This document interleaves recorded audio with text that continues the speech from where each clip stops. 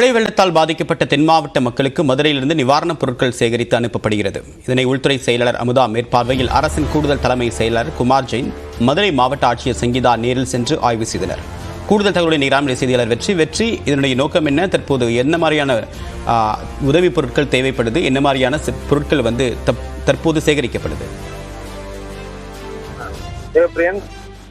தென் மாவட்டத்தில் ஏற்பட்ட அந்த வரலாறு காணாத மழை வெள்ள பாதிப்பின் காரணமாக தூத்துக்குடி, திருநெல்வேலி, தென்காசி, கன்னியாகுமரி மாவட்டங்களில் மிக குறிப்பாக இந்த திருநெல்வேலி, தூத்துக்குடி மாவட்டங்கள் தான் மிக அதிகமான உச்சகட்ட பாதிப்பை எதிர்கொண்டவை.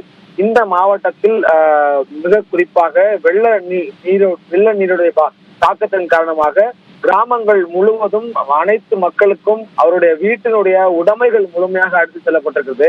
அவர்கள் அன்றாடம் பயன்படுத்தக்கூடிய அவர்களான உடை, உணவு மற்றும் அவர்களுக்கு தேவையான வீட்டு உபயோக பொருட்கள், எலக்ட்ரிக் பொருட்கள் எல்லாமும் மொத்தமாக அடித்து செல்லப்பட்டிருக்கிறது. அவருடைய வாழ்வாதாரம் முடங்கி இருக்கிறது. இதன் காரணமாக எனவே அன்றாட நடவடிக்கைகள் முழுமையாக முடங்கி இருக்கிற காரணத்தில் அந்த அன்றாடத்திற்கு தேவையான நிவாரணப் பொருட்கள் தான் அனுப்புவதில் கவனம் செலுத்துகிறார்கள் அரசுகள்.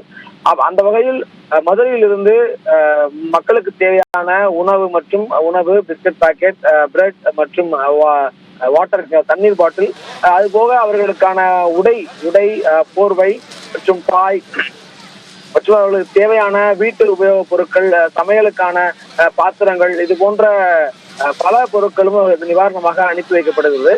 இந்த நிவாரணப் பொருட்களுக்கான அந்த கண்காணிப்பு அதிகாரி குமார் ஜெயின் மற்றும் மதுரை மாவட்ட ஆட்சியர் சங்கீதா அவர்களுடைய மேற்பார்வையில் நடைபெறுகிறது. இந்த மொத்த நிவாரணப் பணிகளையும், நிவாரணப் பொருட்கள் அனுப்புவதற்கான மொத்த பணிகளையும் உள்துறை முதன்மை செயலாளர் அமுதா தலைமையில் பார்வையில் அவர்களுடைய அறிவுறுத்தல் வழிகாட்டிலிருந்து மொத்த நிவாரணப் பணிகள் அனுப்பக்கூடிய பணிகளும் மேற்கொள்ளப்பட்டு வருகிறது. உங்களுடைய விரிவான தகவல்களுக்கு நன்றி. வெற்றி.